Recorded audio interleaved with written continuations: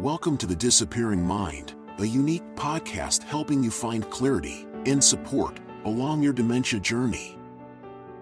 Now, join National Dementia Trainer and Coach Dawn Platt for an all-new episode. Welcome back to the podcast. I am your host, Dawn Platt, and today we're talking about something that impacts every single one of us as we age: movement. Not just exercise for exercise's sake, but movement that supports strength, balance, flexibility, mobility, and ultimately independence. Whether you're aging well and want to stay active, managing arthritis or joint pain, living with a neurological condition like Parkinson's disease, or supporting someone with dementia, today's conversation is for you. Before we jump in today, I want you to pause for just a moment and think about this question. How confident do you feel in your body right now? Not how you look, not how fast you are, but how confident are you feeling when you're standing up, walking across the room, getting up from a chair, or catching yourself if you trip? Because as we age, confidence in our body and our ability to move safely becomes everything to us. Here's why this matters so much. As we get older, staying mobile is one of the most powerful ways we protect our health, our independence, and honestly, our lives. 1 in 4 adults over the age of 65 will fall each year. Falls are the leading cause of injury related to hospitalization in older adults, resulting in millions of emergency room visits, over millions of hospital stays annually, and tens of thousands of deaths every single year. And those numbers rise sharply as we age, especially over the age of 85. For individuals living with Alzheimer's disease and related dementias, the risk is even higher. Changes in balance, reaction time, judgment, and perception make falls more likely. And here's something that often gets overlooked. Many people with dementia and other age-related diseases don't actually die from the disease itself. They die from complications: falls, fractures, hospitalizations, infections, loss of mobility. A single fall can start a chain reaction that leads to a rapid decline. So as we get into it, today, I am excited to talk with my guest who I've had on before and to kind of set this up because I think it's really important as a dementia practitioner to really talk about this aspect of our health as we age and go forward. So I've titled this Active Aging, Senior Fitness, Mobility, and Modifications for Medical and Cognitive Changes because it becomes even more critical when we have medical complications, physical complications, or especially ADRD. And that's why strength and balance, mobility are not optimal as we age. They need to be protected. We need to really focus on that area to help us prevent falls, shorten hospital stays, and preserve our independence.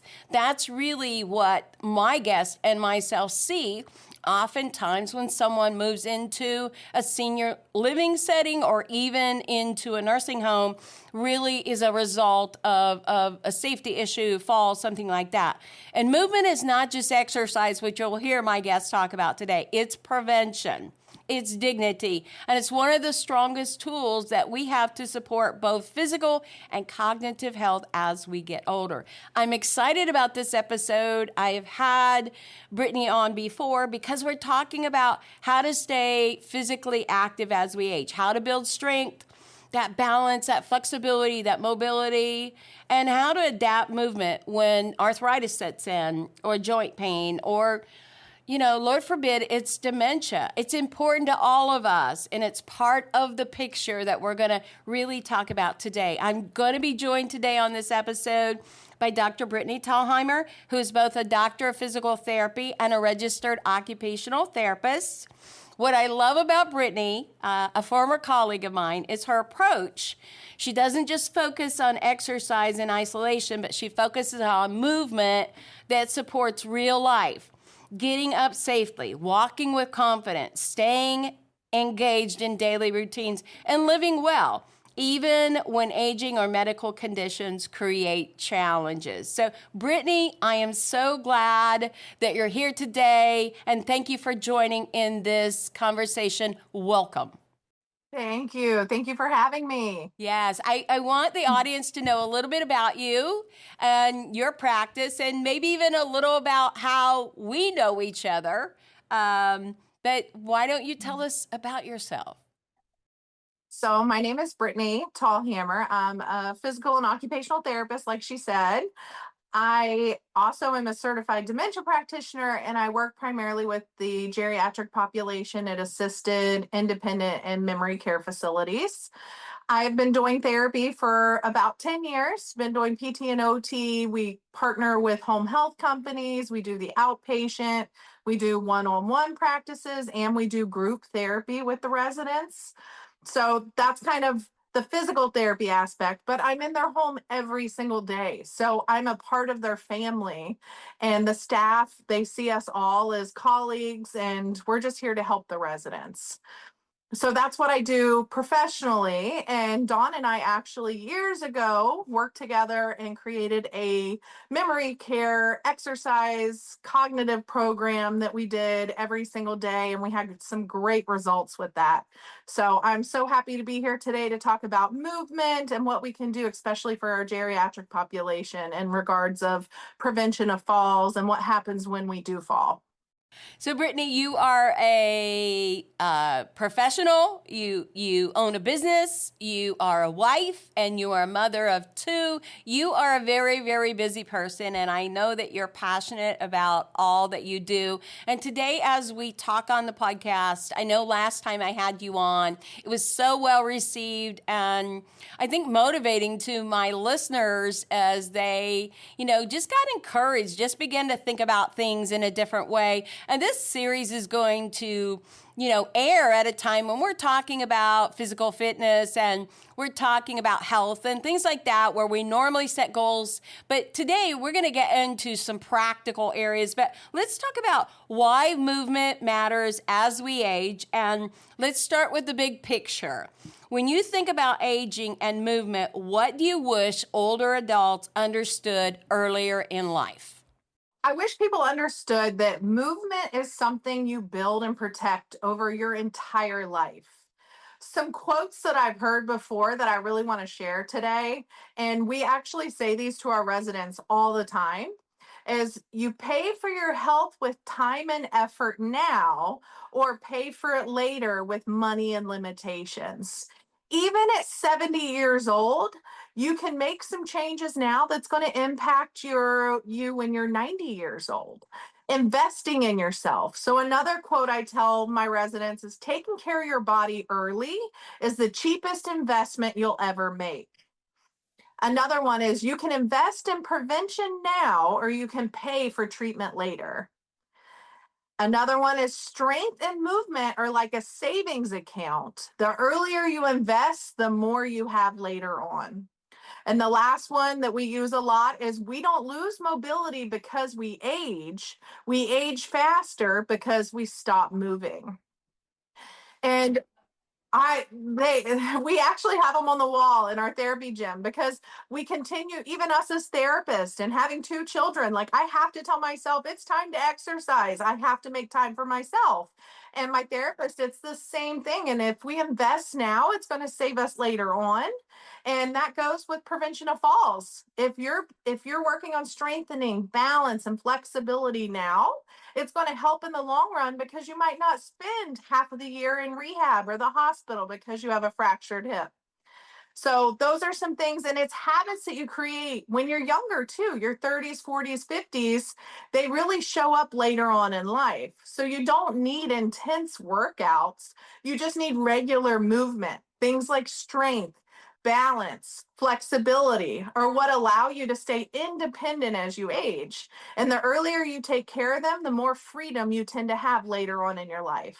Absolutely. You know, Brittany, I have 2 grandchildren now, and one of the things I began to focus on was my strength and my balance. You know, getting up off the floor is one thing, but getting up off the floor while holding an infant is a totally different thing. And I realized that, you know, I had to do some things to strengthen my body and my balance when I'm carrying around that baby, which I carry them around a lot. And I noticed that I was really getting exhausted and my balance was off. So these things are critical, like you said, at every age. But there's one thing you used to do, and, you know, I always admired it because you are the optimist when it comes to therapy, PT or OT.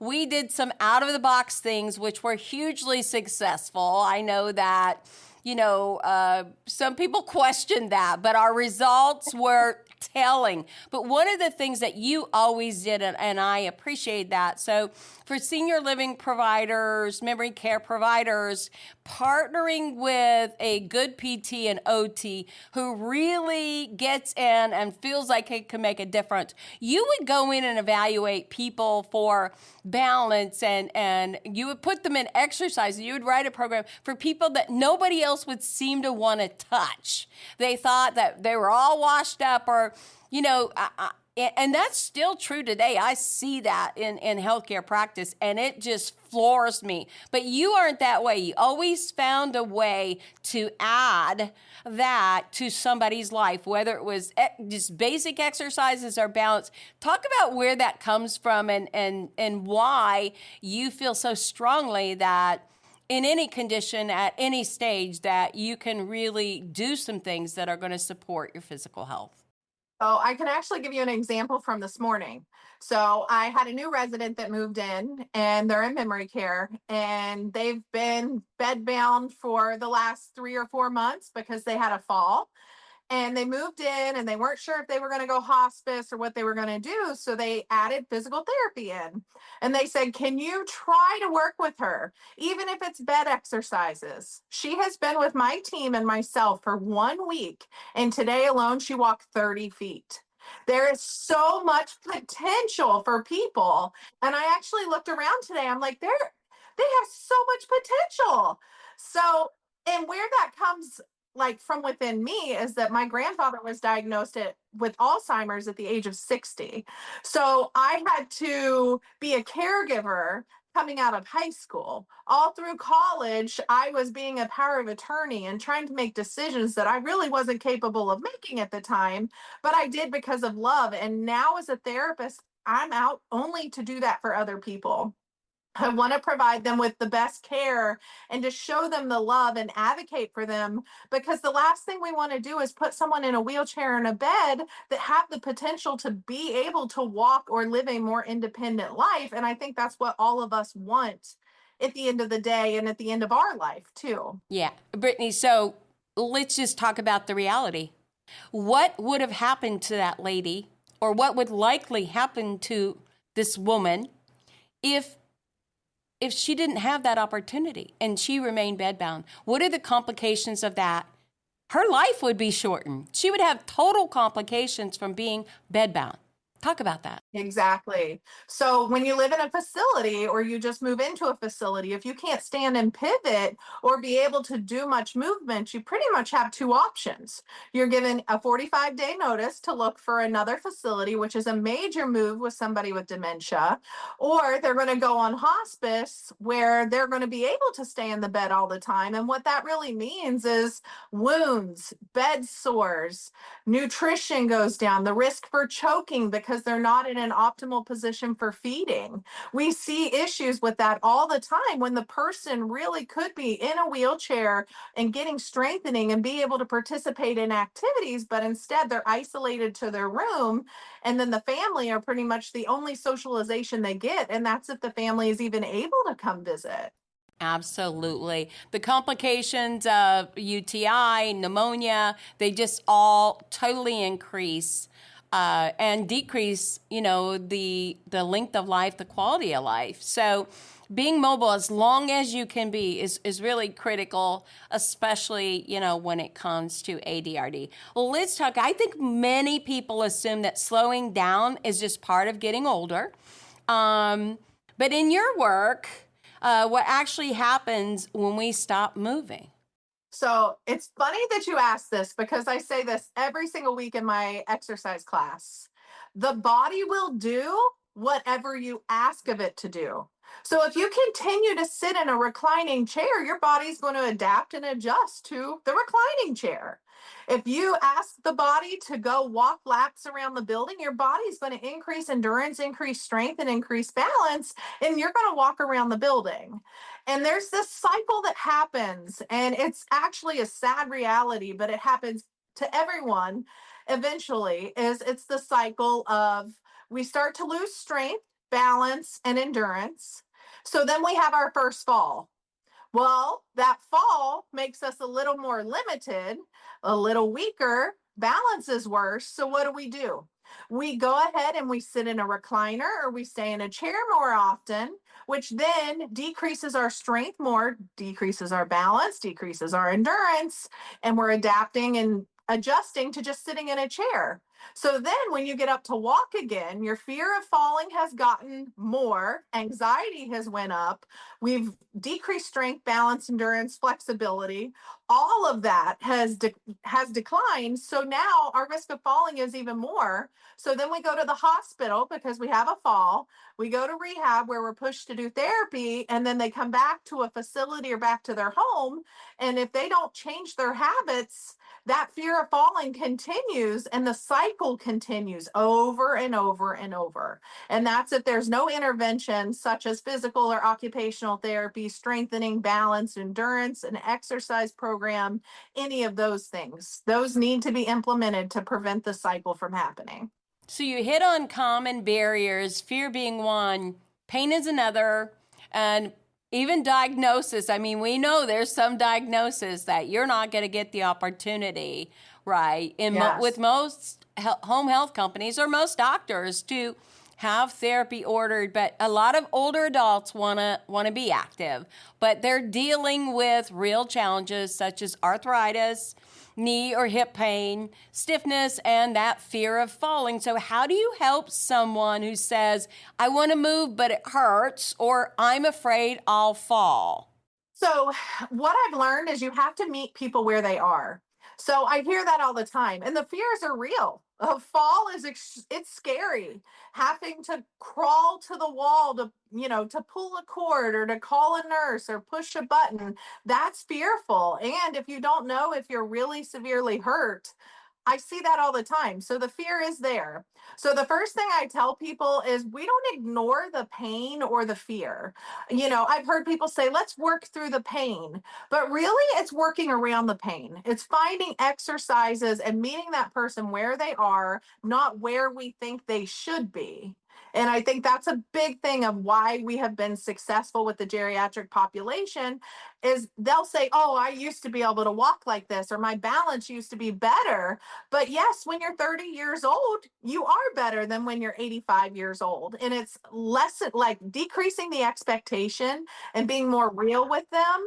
And it might just mean that we're doing small, gentle movements at first, building confidence, which is really the biggest part of what we do before building the strength. When someone is afraid of falling, we focus on being safe, supported movements, and practice balance in a controlled way so that their body and brain can relearn how to be safe. It's not just let's go stand on a balance pad and hopefully it'll improve your balance.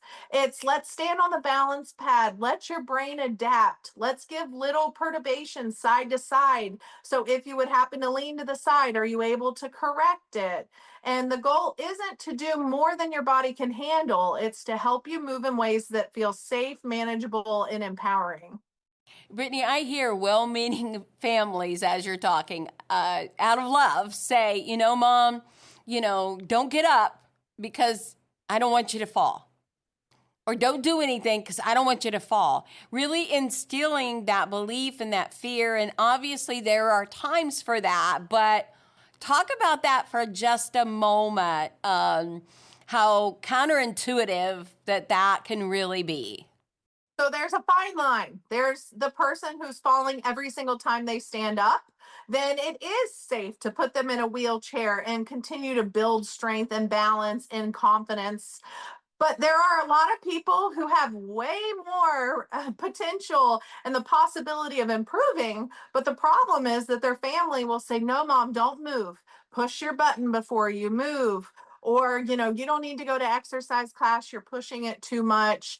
I even have family members that'll say, oh, don't push mom too much. And then the next day, well, why is mom not getting any better? So I deal with this on the daily basis and I try to explain we're going to meet your mom where she's at, but we're going to try to put interventions in place, which mean movement to make her be more successful. So where to start? Let's talk practical. Someone is listening and thinking, I haven't exercised in years. Where do I even start? What do you recommend? So I normally say, let's start small. We're not going to get on a treadmill. We're not going to push ourselves to walk a mile. We're going to start small and we're going to go from there. So I don't even think you have to join a gym or get a partner for walking or commit to long-term workouts. That's not what we do. So we start by just adding movement into the things that you're already doing, because it is hard to go 0 to 100. So I'm sitting and watching TV all day and now you expect me to go to a gym and work for 60 minutes. That's not reality. So what we do is we have people start with short walks. So that's easy. Standing up from a chair a few times. They call me the sit to stand queen because I have all my residents do sit to stands over and over and over. And they say, why do you have us do this? I said, you want to be able to stand up off a toilet when you're 85 years old, right? That's a functional movement that we have to do for the rest of our lives. So sit to stands, doing some extra of those, sitting from a tall chair at your house or to a lower chair, working on different angles of a chair to stand up. Those are all easy ways of starting exercise and strengthening your quads and your hamstrings. The next would be, while you're sitting and watching TV, starting some gentle exercising, or even putting the exercise program on the TV and doing them while you're sitting in your chair until you feel more comfortable doing those in standing. So, and as your body starts to feel a little stronger and more confident, you can slowly build from there. But the most important part is starting and then keeping it simple and achievable. Okay, so but what about those who maybe are comfortable going to a gym or have one in their community and where they live? What should they look for or avoid when they're starting out? My first thing would be to find somewhere where you're comfortable. So I know it's hard, but when you walk in, you're going to see a lot of fancy machines and it's going to make you think, oh my gosh, what is going on here? A lot of these gyms do have someone who works there or a personal trainer that could even introduce you to all the machines so then you can make sure that you're using them correctly. I think that's a big part of it, is that people don't use the machines correctly and actually can have injury from not doing it correctly. So what I want them to do when they go to the gym is I want them to focus on some safe, functional movements. So look for the equipment that feels stable or it's easy to adjust, like the seated machines. There's some light weights there. There's pictures on the wall most of the time to show you these are different exercises to do. And if you're not comfortable, you can ask someone at the gym to show you what to do, but to always start with the light weights first. There's going to be some cable machines. You can start with those too, and there will be pictures and examples, but we don't want to add a lot of weight, especially when you're first starting, because you're going to put a lot of extra pressure on those muscles. And everything needs to be done in a controlled movement. So we're not doing speed arms. We're really focusing on how we're moving our arms, slow and controlled. You can start by walking on a treadmill if you feel comfortable at a slow speed and increasing your speed or your incline with time. There's a recumbent bike that's going to be at the gym. It's the seated bike where your feet are out in front. That's a really good exercise machine to do. And if there's an elliptical that does have the handrails, those are all good options to increase your cardiovascular and your endurance too. Great suggestion. So many of our listeners are managing chronic conditions or supporting someone who is. Let's talk about modifications for those persons, and how does exercise change when someone has arthritis or chronic joint pain? I'm glad you brought this up, because when I teach an exercise class, not every person in there is the same. Every single person has a different diagnosis, different pain, different stiffness, a history that I may not know. So I always provide modifications. And a modification is not about doing less. It's about what's doing safe and effective for your body. So if you're dealing with arthritis, Parkinson's, dementia, you're recovering from a stroke, we can always adjust the exercises by changing things such as the position that you're in, the speed that you're doing the exercise, the range of motion, or the support that you're given during the exercise. Because the goal is always to keep people moving in a way to reduce the pain and build your confidence up and support your independence. I have a lot of residents that have arthritis, and the best exercise for them is getting in the pool. We see so much better progress with them. It's not as much weight bearing. They can do more in a pool. They actually improve in their strength more in the pool than they do on land. So that's something where we adapt, and it's just an idea for people. If you're into aquatic therapy or even aquatic exercise for arthritis, that's a wonderful thing. Oh, those are great suggestions. So I'd like for you to speak to dementia and other, cognitive conditions. What does safe, effective movement look like when memory or processing is affected? A lot of that is consistency. So making sure that every day you can do the same program over and over for them, and they'll actually improve on cognitively remembering what we're doing and strengthening and balance within. So for them, I always say keep it simple. 1 or 2 exercises to start out with, and then you make sure that they're doing it correctly and that their position is correct, and you continue to encourage them while they're doing the exercise. Because exercise wasn't really a term that was used when they were younger, and it wasn't something they did throughout their life. So when they hear, oh, you're going to do exercises, they immediately are like, nope, I don't do that. I don't want anything to do with that. So it's something where we keep it simple and consistent, and that's when we see the most progress out of those residents. I love the idea of keeping that movement routine or simple and purposeful.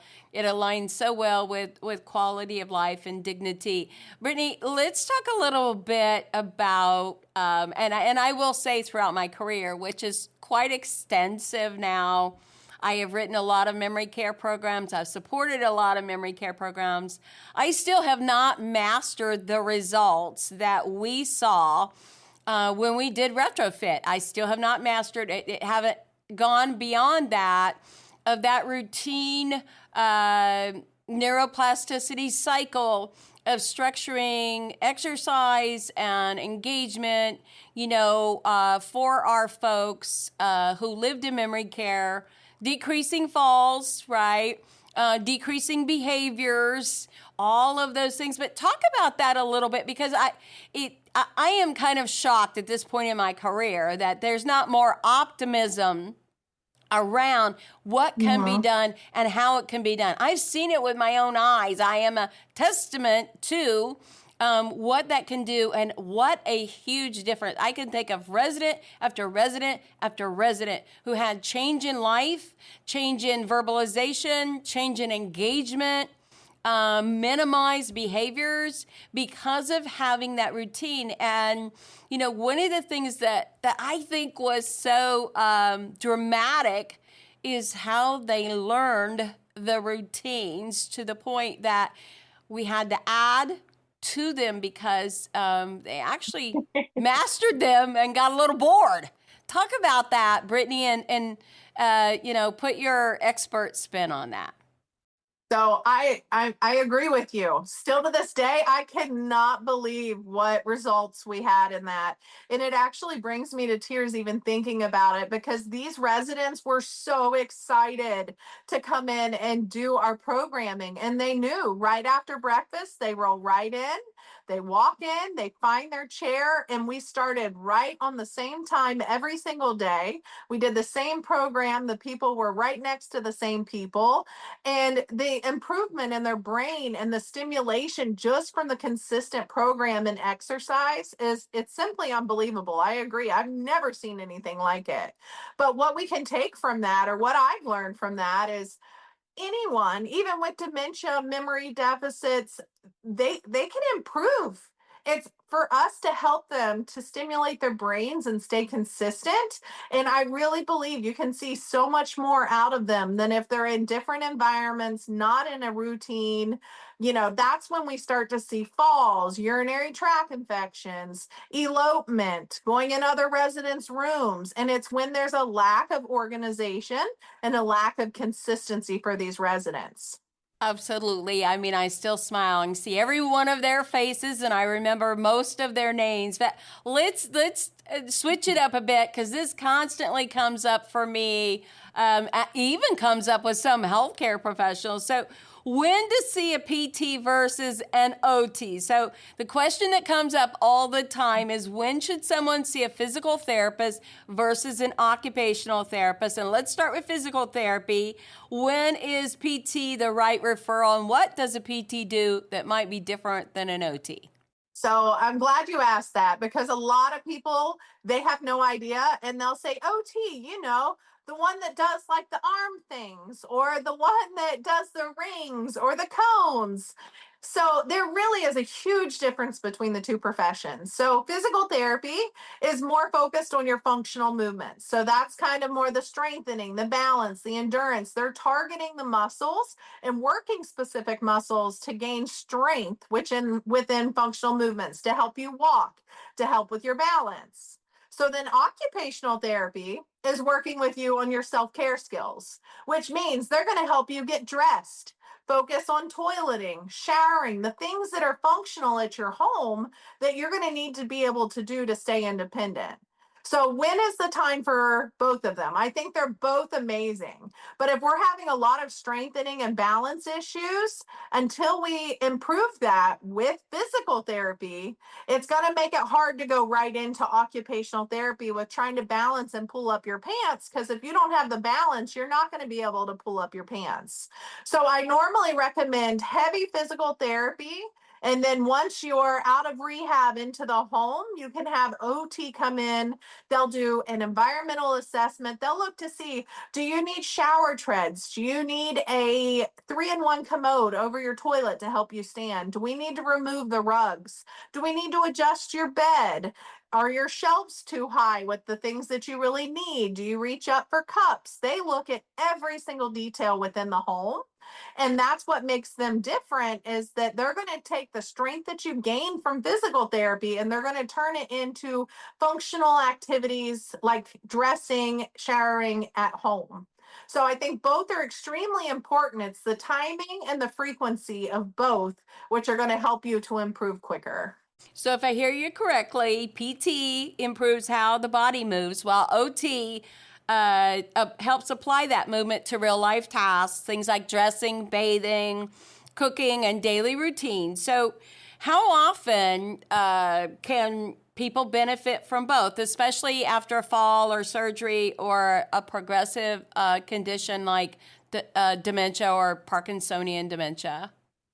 Unfortunately, in the world that we live in, insurance does dictate a lot of the amount of therapy that you can get that's paid through insurance, or if you private pay for those services. But so the therapists are normally impacted by that, because the frequency I would normally say for someone for physical therapy is 3 to 5 times a week. When you're coming out of rehab and you have it 5 to 6 days a week for 3 hours a day, and then you're moved home, and they say, well, you'll get 2 times a week, maybe for 60 minutes. That's a huge reduction in the amount of therapy that you're receiving.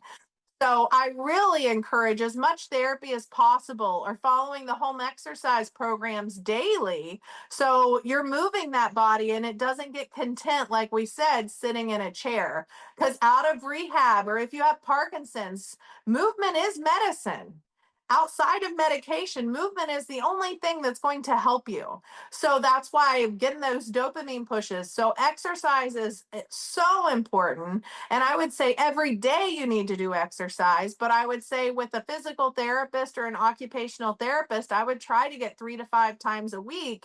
And then you'll taper down to 3, 2, and then 1. And then you're more on a maintenance program once you're at that point and you're able to maintain what you have.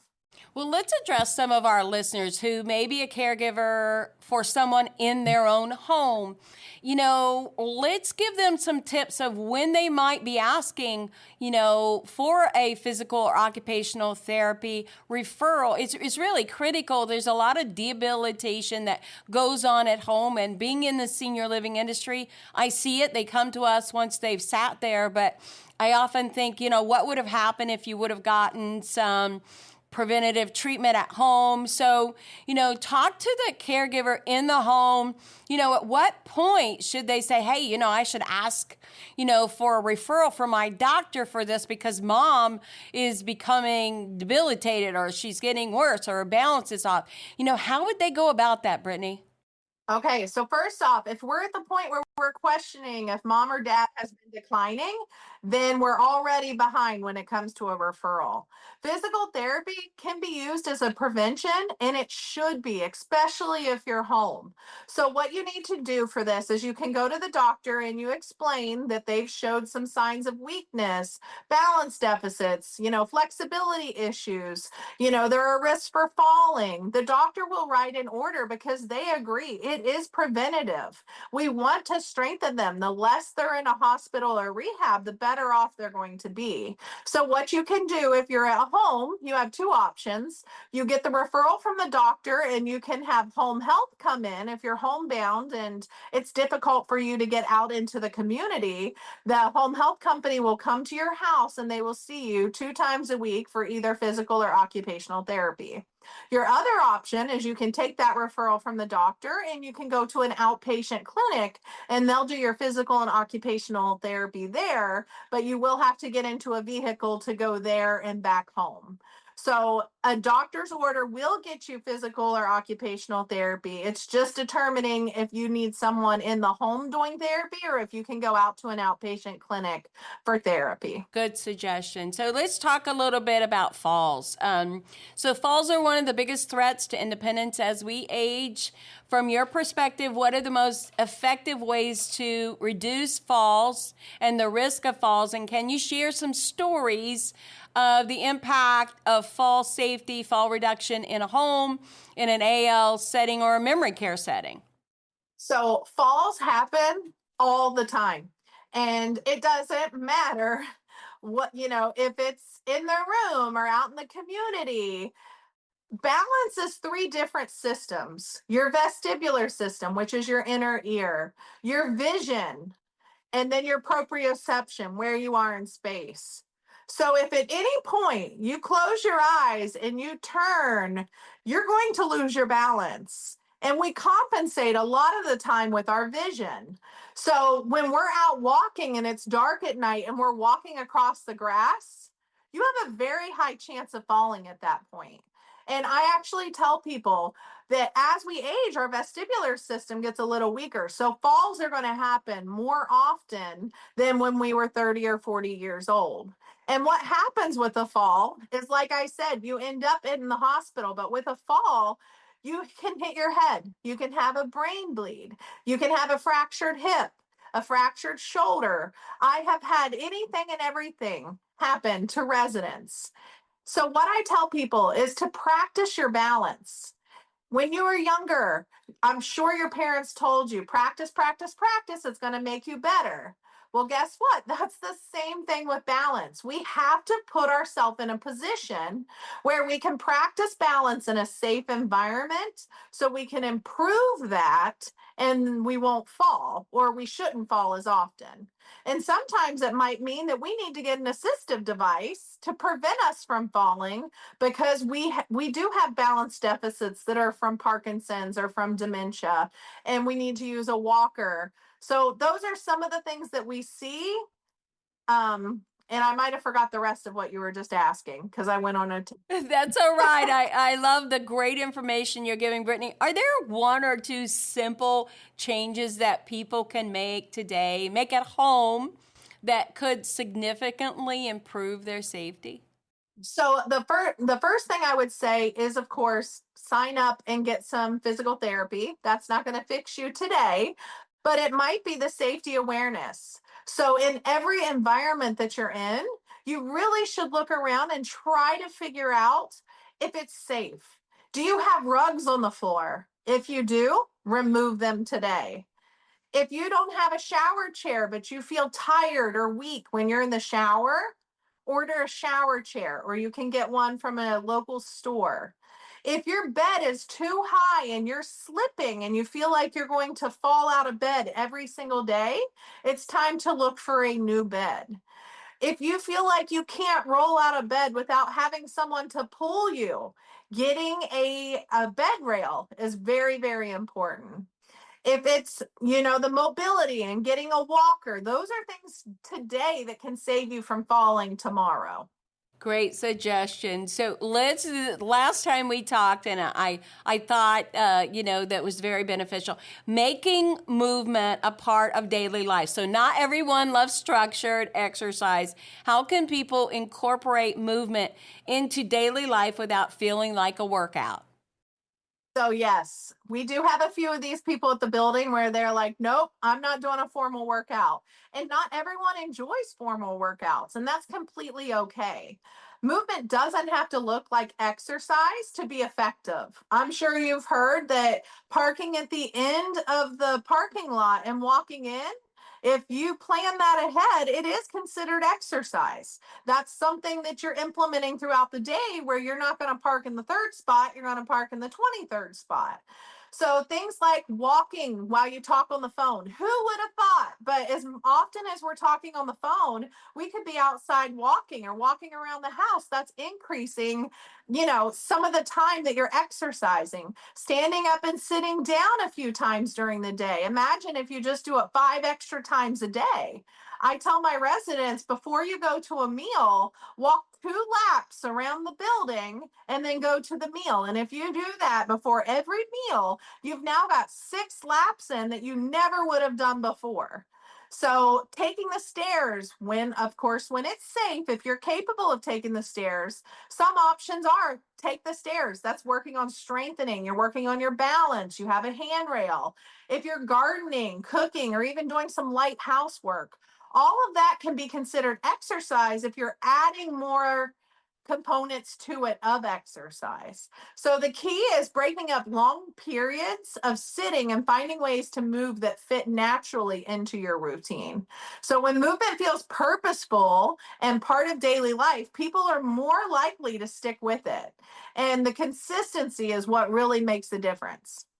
So, Brittany, as we begin to wrap up today, what's one message that you want listeners to take away about aging and movement? One of the biggest the mindset shifts for caregivers is moving away from exercise and towards purposeful movement. Instead of asking someone to go work out, invite them to go do something that's familiar and meaningful to them, like walk to the kitchen together, fold laundry together, set the table together, water plants together. When movement does have a purpose, it feels less demanding and less threatening. Another important shift is letting go of perfection. That is the hardest thing I struggle every single day with everything. Any movement counts. So please encourage them, even if it's small, positive experiences. Help them to build trust and confidence instead of resistance towards exercise.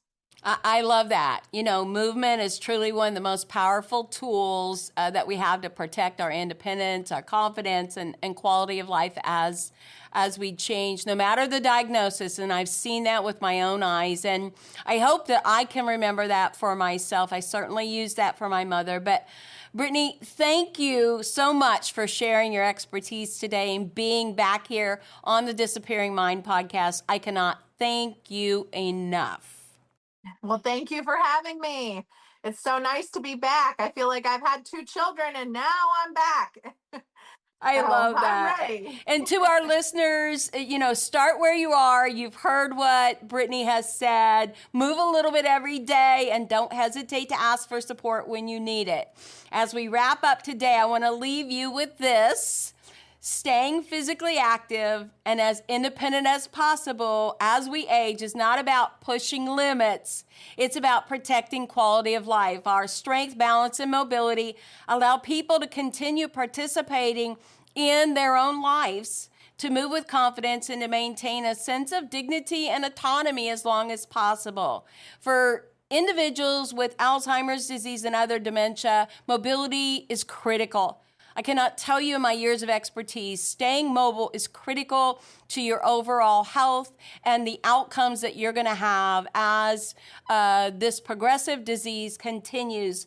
When a person remains mobile, they often require less hands-on care, and they're able to engage in meaningful and purposeful, activities.